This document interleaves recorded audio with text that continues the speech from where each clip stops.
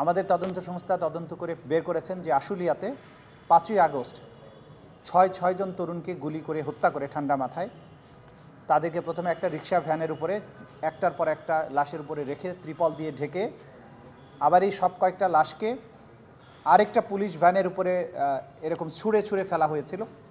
এরপরে সেই ভ্যানটাতে পুলিশ নিজে এই সরকারের নির্দেশনা অনুযায়ী তারা নৃশংসতা দেখানোর সর্বোচ্চ মাত্রা তারা দেখিয়েছেন।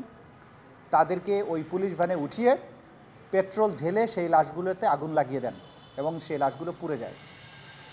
আমরা প্রত্যক্ষদর্শীদের বিবরণ এখানে সংগ্রহ করেছি এবং সেই বিবরণ থেকে স্পষ্ট তারা বলেছেন যে যখন এই লাশগুলোকে আগুন দেওয়া হচ্ছিল তখন তার মধ্যে একজন ছেলে জীবিত ছিল এবং এই জীবিত থাকা অবস্থাতেই তার গায়ে পেট্রোল ঢেলে আগুনটা জ্বালানো হয়।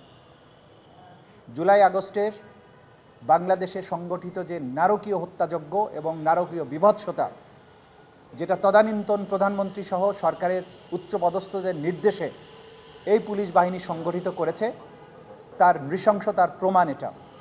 সেই নৃশংসতার সাথে সরাসরি যে ব্যক্তি জড়িত, যে ব্যক্তিবর্গ জড়িত, তাদের মধ্যে দুজনকে গতকালকে গ্রেপ্তার করা হয়েছে।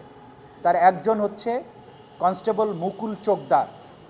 যদিও সে মুকুল চোকদার একজন কনস্টেবল, কিন্তু যেহেতু সেই ভয়াবহ ঘটনার সাথে সম্পৃক্ত, তার বিরুদ্ধে আমরা গ্রেপ্তারি পরোয়ানা জারি করার মাত্রই ওই দিনই পুলিশ তাকে গ্রেপ্তার করতে সক্ষম হয়। আজকে গতকালকে যেহেতু বন্ধের দিন ছিল, আজকে তাকে আদালতে সোপর্দ করা হয় এবং আমরা তার ব্যাপারে যে প্রাথমিক তথ্য প্রমাণ সেটা আদালতকে জানিয়েছি। জানানোর পরে তাকে কারাগারে পাঠানোর নির্দেশ দেওয়া হয়েছে। আরও একজন মালেক কনস্টেবল, সে কিশোরগঞ্জ থেকে গ্রেপ্তার হয়েছে।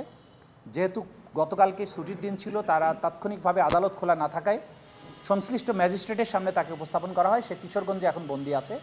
তাকে যথাযথ প্রক্রিয়ায় নথি পাঠানো হবে ট্রাইব্যুনালে, তারপরে তাকে আবার এই মামলাতেই আবার গ্রেপ্তার দেখানো হবে। তো এটার মধ্য দিয়ে আপনাদেরকে যেটা মেসেজ দিচ্ছি যে আমরা নিরলসভাবে কাজ করছি এবং এই তদন্তগুলো দ্রুত আমরা গুছিয়ে আনছি।